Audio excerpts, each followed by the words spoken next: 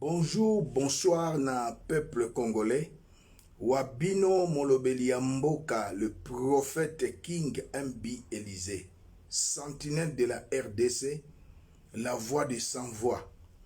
Lelo na ye lisusu pona koloba o etali mboka na biso. Pour l'amour de la RDC, je n'aurai point du repos. Pour l'amour de ma patrie, je ne me tairai point.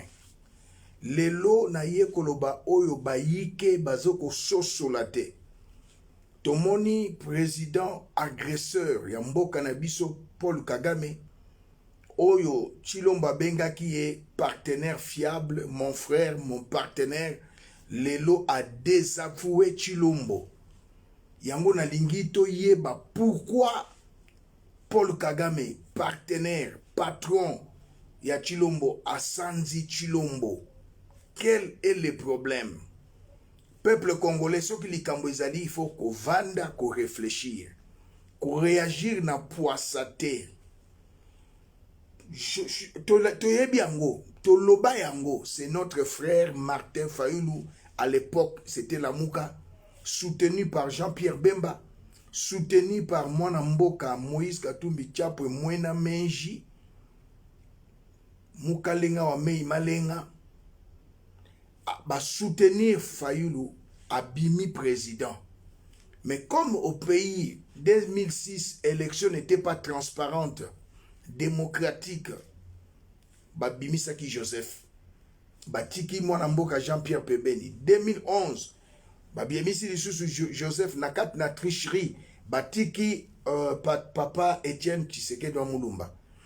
2018, il a encore Yokani, il y a eu un arrangement politique entre Joseph na Moto Tobengi Chilombo. Et peuple congolais Zobosa na été, na 2018, président ya Union africaine, c'était qui? Paul Kagame. Alobaki bo proclamé na nouvelle élection te nazoya. Joseph Kabila abimisi yango. Tant abimisi yango et sengela kisikoyo Chilombo akende na Rwanda après avoir prêté serment. La répétition est pédagogique. Ake na Rwanda, il y a eu deal.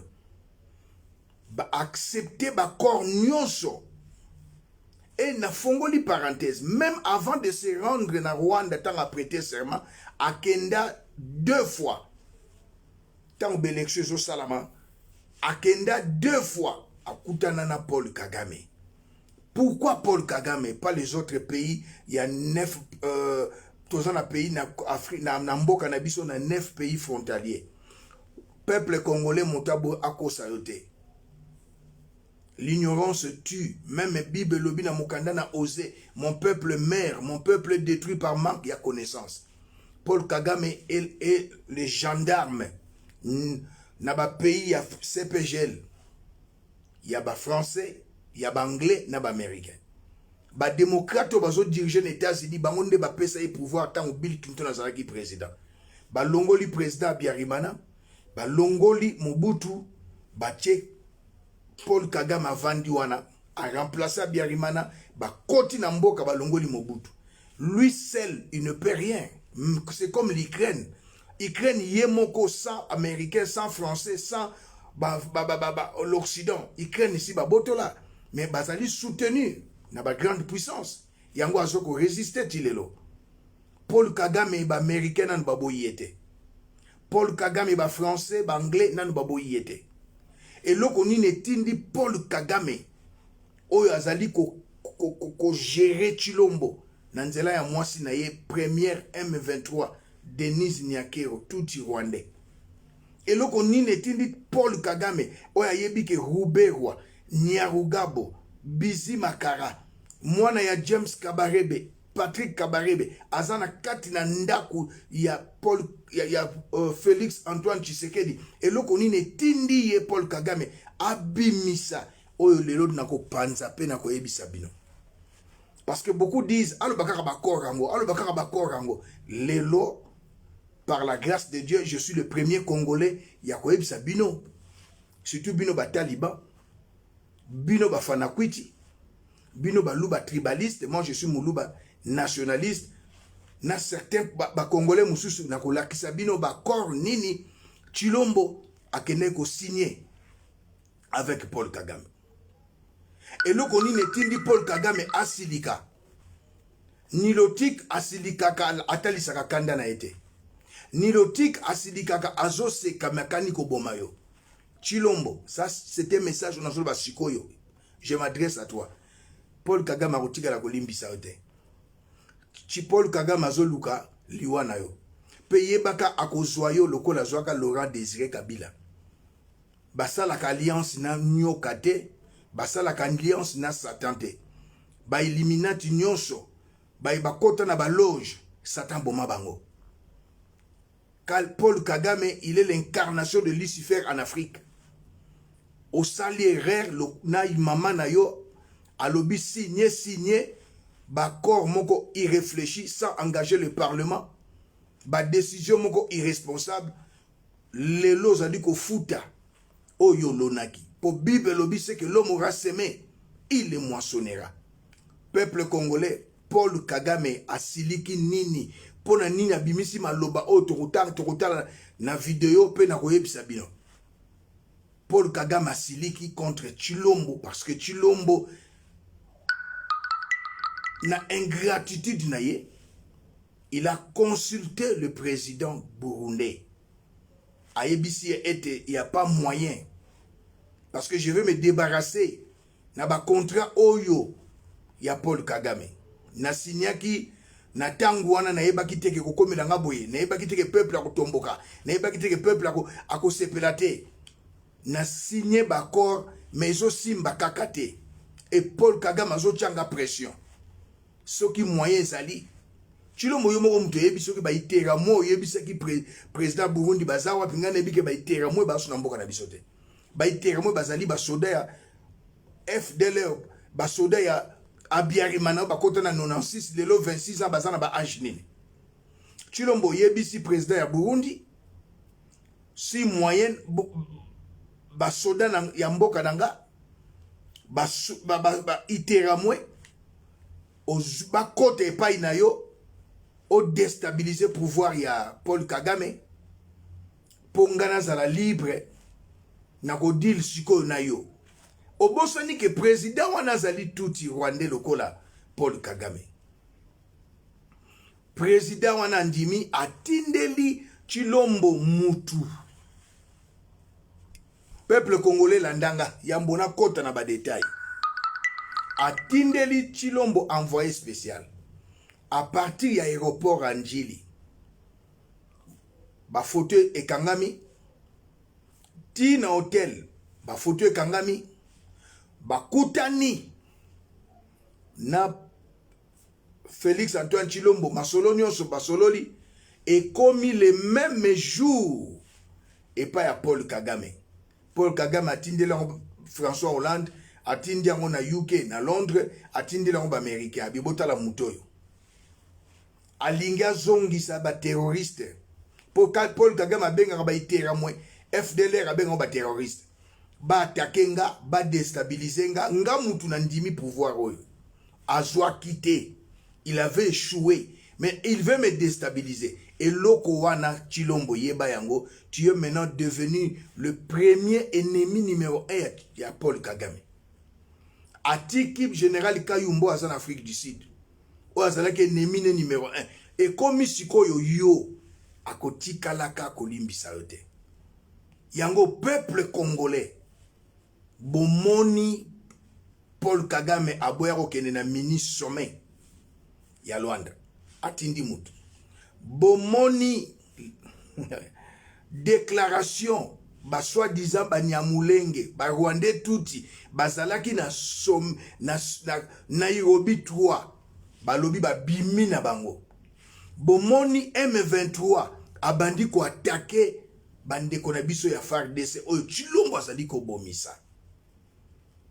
M23 yemoka lobaki na discours na ya 12 minutes ezalaki défait. Na 2019 ayebisi général Mukutu, auditeur général ya FARDC alongola ba mandat contre ba terroriste ya M23. Mukutu aboyaki, Chilombo aboma Mukutu. Azana makila batu ebele na maboko. Azana makila ya batu ebele ya maboko. Yango bomoni na kanda wana, na parlement, tolanda yango na bokebi, na lingi pièce contre pièce, bao msusu bazoyoka, bayoki, bamonite, balandite, boyoka Paul Kagame yeyo azoloba na parlement na ye.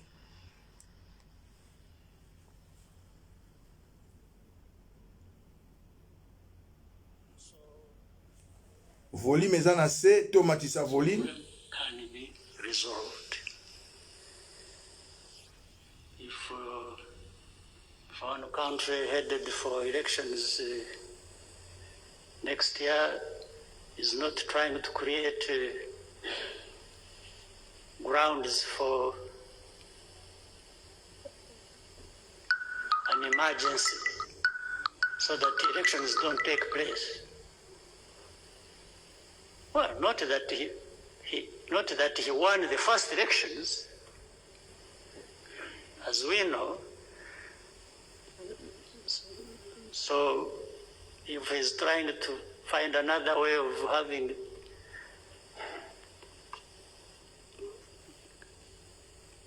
the next election is postponed, then I would rather he used the other excuses, not us, because I think we have really a lot of problems of our own. We don't need to add other people's problems. But what is surprising is that you will help me to try and to understand that. I don't know how it comes that everybody. Bandeko nanga na kolimbola pona bandeko francophone. Oyo nini Paul Kagame alobi. Mokile sengi vérité kotika kaka vérité. Tokoki ko changer yango te, ko bongola pe yango te. Paul Kagame alobi ete ndeko po abenga ya bana ko benga ndeko na ye. Lelo yindeli ye. Bandeko babebani e yindi entre eux. Paul Kagame alobi ndeko yo azo préparer l'élection et pas inaye. Si quoi lingi kozo azo excuse pour être l'élection salamate na makambu ya biso na bango ngai na yebi ete ndeko yo azwaki l'élection te na 2020 na 18 azwaki l'élection te. Il avait bel et bien échoué. Alors lelo yo ngai nakoki kondima te ndeko yo aya aloba lisusu ke élection salamité pona bitumbeza na este. Non, et ça pona yango te apesi message na biso ba congolais. Ala musi biso ba congolais. Awa Paul Kagame a affirmé que Chilombo n'avait pas gagné les élections en 2018. Il fut le président de l'Union africaine. Alors, Chilombo, il veut créer une excuse pour ne pas organiser les élections en 2023. Aboy, il y a la excuse pour bitumbezala qui na est, mais non. Na 2018, élection salamaki, mais na ben élection salamaki, te pour moboule salamaki, mais l'élection salamaki na 2018. Alors, peuple congolais, yo ndekonanga kasaye muluba, yo fanatique, yo taliban, conséquence était ya kakoleka conseil. Paul Kagame a dénoncé boye po Chilombo a solo la kina président ya Burundi, ba yokana, Chilombo a yebesika ba iteramwe, biso tebi ki baza na Congo te yabi, azwa ba iteramwe, azwa ba ex, azwa FARDC mususu na ba iteramwe, na ba soda Burundi, ba longo la Paul Kagame na pouvoir. Bomoni bakangaki cameraman, bomoni bakangaki certaines deux conseillers, ba ekolandisa moto mususu, na ba réseaux sociaux bomoni balobi ibalanke asa na résidence surveillée, ezalaki pona likambo oyo. Ezalaki pona likambo oyo.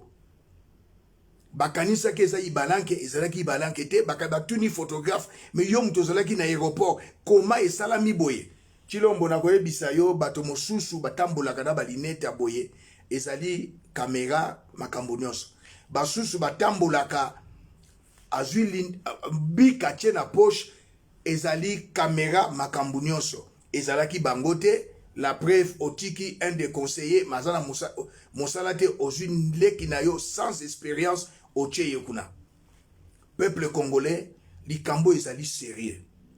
Kagame c'est un criminel, c'est un terroriste, c'est un génocidaire. Azako bunisa mboka na biso. Mais tango asali déclaration oyo bakosa bino na bataliban na baba faux analyste ke akomi na suka yeba azali protéger gendarme ya pays des Grands Lacs batu batie ba américain. Aujourd'hui c'est les démocrates bangonde bazo diriger États-Unis bakolongola ye pour remplacer sous Rwanda mususu. Donc les multinationales n'ont plus besoin de nos minéraux. Nous devons nous poser des questions. Au Paul Kagame a commis na suka, qui t'a dit qu'il est arrivé à sa fin? Il n'est pas arrivé à sa fin. Il est le gendarme. Il y a un pays à Grand Lac. Batia na bateau bengi na américain, français. Alors tant américain ba moni eloko wana Paul Kagame a yebisi ba américain. Il fallait na kende na mboko yo. Na Kivu, boyebi yango. Paul Kagame a quitté. Ba signaler Paul Kagame. Pour Paul Kagame a mema. Félix Antoine Chilombo, amona Bill Gates, amona ba multinational ya ba démocrate. Première bêtise ya Chilombo, a ebisi bango botika ko négocier na Paul Kagame, bo négocier na ngai moko. Ba Paul bango ba ebisi Paul Kagame. Paul Kagame a dit en bon, c'est comme ça boyokaki avion cargo ezwaki mutuka ba chauffeur na ba garde corps na retour Chilombo mataki te Masasi ezalaki avertissement tanga lobi sikoyo ki na président burundais babundisa ye une rébellion esalama na Burundi akotia ba iteramwe akotia FARDC président Burundi abundisa pe ye balongola Paul Kagame, raison pour laquelle Paul Kagame a bimisi makambo oyo. Donc, il a désavoué, aboyo pe azo préparé ko lia yo, ko boma.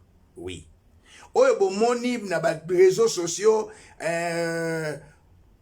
Chilombo balingi ba boma na poison e uti na France, lokuta. Ba service ya aner ba ebi musalate ba demia ba ebi musalate ba sabana ba ebi musalate. Mais loko mutuya na yeko ebi sabino kaka na buzobo Chilombo asali j'ai les 12 accords irréfléchis de Chilombo avec Paul Kagame. Peuple congolais, notre frère Martin Fayulu a gagné les élections. Lokute yaka na sincère, vérité yaka na makolo. Paul Kagame n'est pas un Bantou. Certains Bantous Touba. Paul Kagame, c'est un nilotique. Azalaki président, il y a Union africaine. Bobo Sanayangote en 2018. Les accords, il y en a 12. Les 12 accords irréfléchis de Chilombo et Paul Kagame. Et Zalaki Bakor, il y a court terme, na moyen terme. Et à long terme, l'issous. Misato. Il y a court terme, moyen terme, na long terme. Tanga yiba kutani liboso balobi andima. Bolanda ki vidéo ndeko moka uchi koloba atuni mama na ye, mama ne mtabomisi ye, ache abomisi mwana na ye, ache mwana ene arabi ndima. Akei kozonga zongi. Chilombo abina ndimi. Pona koma président oyo nyonso. Bokoloba nanga nakosala. Accord à liboso. Bayebisi a autorisé armée rwandaise. A kota na ba territoire na biso a traqué ba iteramwe. C'est-à-dire ba FDLR. Premier voyage à Chilombo après avoir prêté serment. A Kendaki na Kigali. Évidence na liboso. Chilombo a fait une déclaration. Ouane sa signé d'accord. Les ennemis à Rwanda, Bazana Congo, c'est normal, Rwanda, Baya, Lukabango, to Sanganana, armée congolaise, to Bimisa Benemi à Rwanda. Il avait déjà signé les accords. accord à Liboso, Paul Kagame a autorisé l'armée rwandaise à pouvoir traquer les Iteramoué dans nos territoires. Ça, c'est une haute trahison. Accord Bolukaka Yangoyo. Deuxième accord, Chilombo a accepté la réouverture de l'ambassade du Rwanda en RDC. Et ça l'a quitté, Natamouya, Joseph Kabila. Andimi bafongola ambassade ya Rwanda na mboka na biso.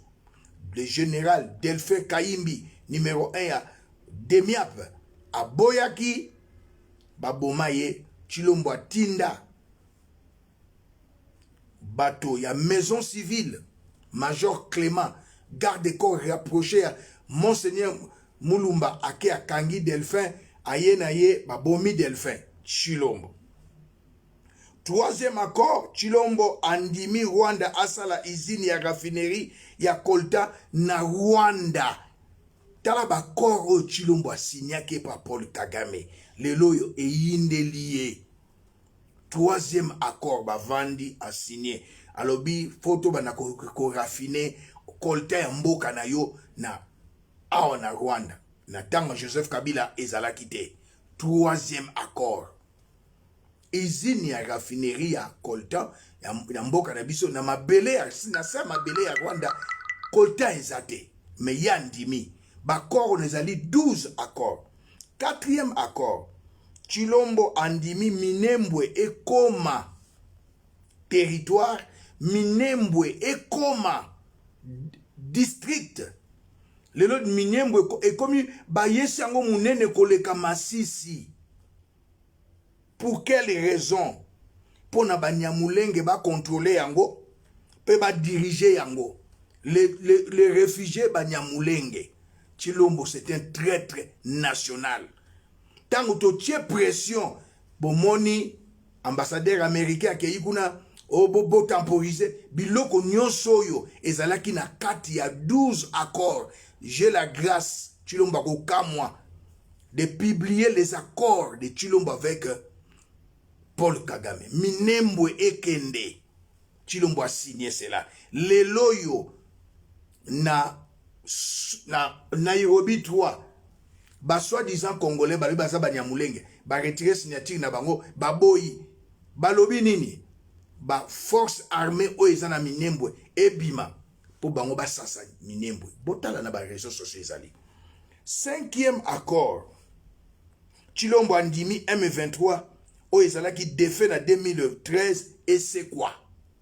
Chilombo a sekwisi na 5e accord M23 et c'est quoi? Paul Kagame azalaki na posa ya M23 et c'est quoi?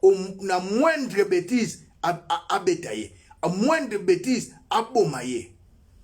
Chilombo, un médiocre na mboka na biso. Le président le plus faible. Bomona ki leur accueilli na Union africaine. Bapesi mandat ya une année. Aucun président africain a kendaki. Le président le plus faible y a Afrique, c'est Chilombo. Andimi M23 et Zonga. Andimi ba mandat d'arrêt contre ba terroriste M23 ba Longola. Général Mukutu, auditeur général ya FARDC, aboyaki ba bomaye na Chilombo. 6e accord. Chilombo andimi RDC et Kota na communauté des États de l'Afrique de l'Est. Ba signa yango déjà tango na 2019. Chilombo andimaki na 2019 tango akei na Epat Kagame mboka na biso ekota na communauté des États de l'Afrique de l'Est. Pona nini? Po basa la balkanisation en douceur na ba zone tampon. Il a sacrifié les pays. Ça c'est le 6e accord irréfléchi à Chilombo avec Paul Kagame. 7e accord, Chilombo andimi service de renseignement ya RDC. Basangana na service ya renseignement ya Rwanda, il avait dit, et ça n'a pas accord, a signé, et ça verbal te n'a pas accord. Basangana service ya renseignement ya RDC, service ya renseignement ya Rwanda, bakota, basala misala ensemble. Ba traquer, ba iteramwe. Et la formule parenthèse peuple congolais. Chilombo ayebi malamute communauté des États de l'Afrique de l'Est, service, ba force nango ya armée, service à renseignement ya Rwanda. Boza, nena ko balancer vidéo te. Alobaki nini, RDC commis communauté des États de l'Afrique de l'Est.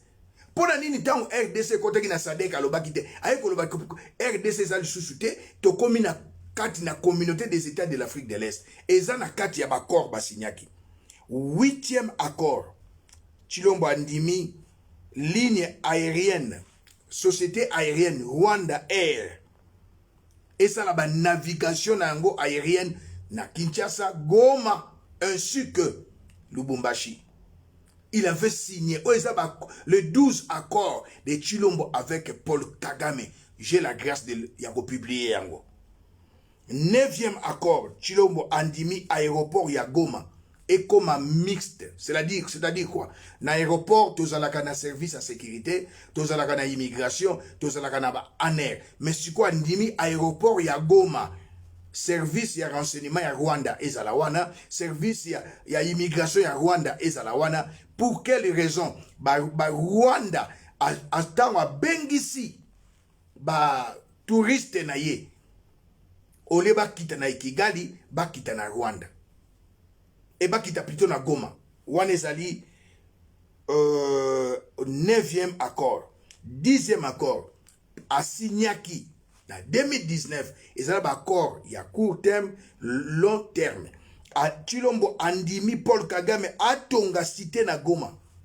Pour na ba touriste. O baba na Kigali. Ba koti na Goma. Bake na parc à Virunga. A pesa ki parc à Virunga selon l'accord. Naki na Paul Kagame. Tango population Goma et Telemi. Bisonyo so to lobby. To Telemi comme un seul homme. To boya atonga cité na Goma. To boya azo parc à Virunga. Paul Kagame a lobby mais yoza responsable. Yoza limo konzi. Yé influencé peuple na yo. Ndimisa peuple na yo. Il s'est retrouvé entre le marteau et l'enclume. Marteau Paul Kagame, l'enclume le peuple congolais. 11e accord, Chilongwa andimi élimination physique ya Congolais nyonso. Akobo ya bakor asali na Rwanda. Chilongwa andimi élimination physique ya Congolais nyonso. Akobo ya bakor na ye na Paul Kagame. Ba signé. Et 12e accord. Balebisaki aboma idepes asala na batu mususu yango bomonaki création ya union sacrée bayebisi asala na ba combattant na ba résistant te yango bomoni abomaki parlementaire debout abayebisi ba union na diaspora babundisaki Paul Kagame na Londres, na Paris, na Afrique du Sud, basali ba vidéo, kosala na bangote. Il est là pour détruire et il a déjà détruit IDPS. Ce sont les 12 accords, il y a Paul Kagame avec Chilombo. Tout ce qui se passe, c'est ça, va mentir. Paul Kagame est son patron. Et là, Paul Kagame a lobby qui a gagné l'élection parce qu'il a voulu, il a contacté le président en Burundi, va créer une nouvelle rébellion contre Paul Kagame. Et Paul Kagame dit, mais non, non, non, non. A lobby a kokende na mini sommet.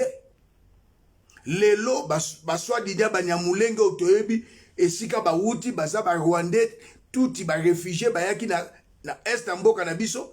Le fondateur de cette tribu, c'est Isaac Alexandre Gizaro, le père d'Alexis Gizaro, Rwandais touti, à Botamina Ipen, à Kolina Ipen, ministre infrastructure na travaux publics, un Rwandais touti na gouvernement na biso, Congolais à travers le gouvernement rwandais. Botala les 12 accords irréfléchis. Il y a Chilombo kaka po azwa lomeya azwa mbongo.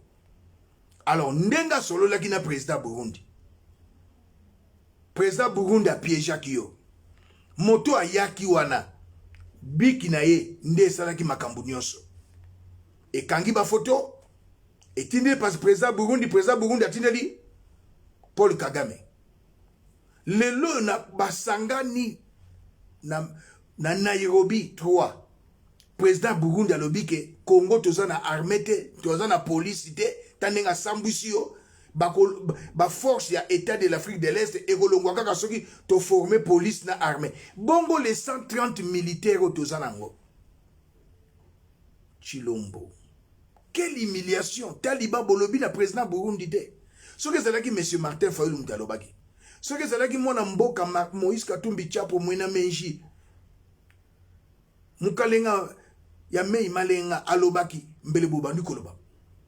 Botala lelo linga Nathalie Sibino le 12 accord o Chilombo asinyaki ateka mboka zone tampon ateki mboka lelo balobaki na biso vendredi passé lelo eza jeudi 6 jours lobby 7e jour na mini sommet à Luanda bapesi 48 heures ezalaki ekokaki vendredi na 18 heures vendredi passé lelo jeudi bomoni banilotique babundisi bandeko na bango banilotique NON na majuscule bakotika na kosala yango te. C'est pour vous dire que nous avons un président médiocre, un incompétent, un nourrisson en politique. Le problème ya Congo lelo ezali Chilombo. Nathalie Sibino yango. Qu'on ne vous dise pas par des talibans, par des balouba tribalistes, je le suis, mais je suis nationaliste. Oh, Paul Kagame a commis na soukate. Paul Kagame azali soutenu par les démocrates qui sont au pouvoir les États-Unis. Soutenu par les Français. Soutenu par les Anglais. Qu'on ne vous trompe pas. Qu'on ne vous trompe pas. Babaye na noute. Les États-Unis, bazana bitumba économique avec ba chinois et ressources na bango ezali wapi na Congo. Matière première bazbengi lithium bazana ngo besoin, uranium bazana ngo besoin, coltan bazana ngo besoin yango batie Paul Kagame wana babaye yete. Ce que babaye va remplacer par un autre Rwandais, mais azali un bon élève. Qu'on ne vous trompe pas. Vous avez l'intelligence obscurcie, voilée, vous dites n'importe quoi. Mais vous oubliez que Chilombo est à sa fin. Chilombo, Paul Kagame Oliayo. M23 Liboso, Azananda Kunayo, Denis Nyakero. Nazana conseil à couper sauter. Vous dites que tout soutenir armée. Mais balobi que armée zate. Mais nous allons soutenir quelle armée? Parce qu'il n'y a pas l'armée au Congo ni la police. Mais Mouté au Kanyam, Banani Kasongo et les autres, Bachiwewa, Banani Bazé Belewana. Donc ce n'est pas l'armée. Moutoupe IDPS à Koloba azate. Moutoumoko pète na présidence à Koloba azate. Bientôt, Nagotangi la Bino, prochainement, les crimes de ce monsieur inconscient, incompétent, nourrisson en politique, Félix Antoine Chilombo. Tant que les bino crime na Denis Nyakero. Tant que Denis Nyakero azana ndaku na yo, première M23 azana ndaku na yo. Azona yo sika moko. Chilombo, un de ces 4 matins masolé aussi là. Brazzaville et si ba koti. Ba sombi cimenterie na Brazzaville. Ba osala mo base na bango logistique. Tout au long de Maluku, basali. Bakomi sikoyo ko somba, ba Rwandais bakomi ko somba na ville ya Kinshasa pe na ba Congo ba mabele. Na nzela ya Gilwando.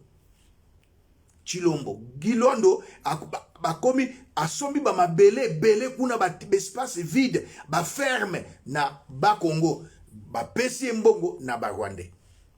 Mosusu Ngobila asombi libongo ya papa na biso Engulu na 7 millions de dollars. Nzoka ne ba Rwandais mutu bapesa ki mbongo. Nièce ya mwasi ya Ngobila, la femme de Ngobila, c'est une Rwandaise toute.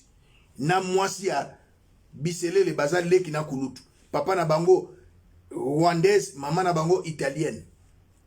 Leur nièce du côté papa rwandaise, Makangu ya Christelle Sassou Denis Sassou, mwana Sassou Christelle.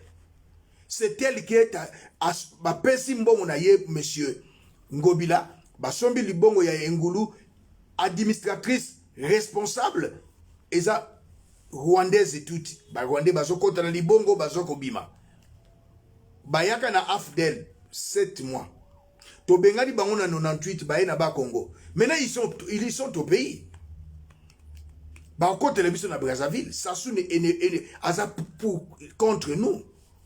Mais Sassou ozobosa na kesoko tie mwana na yo Christelle président na mwasi ya rwandaise bakosala Christelle lolenge basali Félix. Yango na koyeso Félix. Pe na koyeso Christelle. Ndenge yo koti na buzoba soki ba papa na tikeli au pouvoir. Un mois c'est trop okokufa. Sassou benganga. Na peso mutu nino go tia président après toi. Pour Afrique comment na onde ngwana. Christelle soko pesi pouvoir. Un mois c'est trop akokufa. Christelle Sassou. Pour libongo wana ngobila sombi ne ngulu nzoka ne ba pesa ki 7 millions na moi na ba Rwandais tuti lelo libongo basali ba mikanda eza na kombo ya nièce ya mwasi ya ngobila okofuta o baba ne go benga o sommet ya suka wapi pona lelo na suki peuple congolais totelema batindi na Afrique du Sud un colonel Gilles Maswa o bakendaki ko kanga François Béa aza spécialiste n'enlèvement pe na tuerie, c'est un terroriste oyo akangaki prison cellule ya prison na pavillon 8 ya général Yav basambisi ete loko ezate moto solo kuta 3 jours akangi cellule aliate azali na Afrique du Sud bayaki na moto babengi Vital Kamerhe pour basala ba opposant mabe. C'est la politique maintenant. Il y a monsieur Félix Antoine Tshilombo Alanda qui patron a désavoué. Ce monsieur traquait les opposants rwandais na Mboka Libanda. A beta qui général Kayumba Masasi awa. Ndeko mosusu babomaki awa. Lelo siko aux politique wana olingo boma ambassadeur mpoko ba diplomate baboyi kozonga Kinshasa militaire avec Patrick Moulaja qui n'est pas encore accrédité ici ambassade na biso batia na liste rouge nakolakisa bino bisoko moni ndoki belela ye congolais nyonso okomona elongi oyo po bazali baya wana monsieur appelé Vital Kamerhe Kolongwa bazoya na poto. C'est lui-ci, le colonel Gilles Maswa, criminel terroriste na poto boza l'attention. Bazo tambola elongo na Vital Kamerhe, ennemi ya Congo. Boza la prida mobomi mosusu ye wana. Soko moni ndoki belela ye. Tokomi na suka Congo congolais, Rwanda au Rwandais. Prochaine émission, les crimes de Denise Nyakero et de Tshilombo. Merci.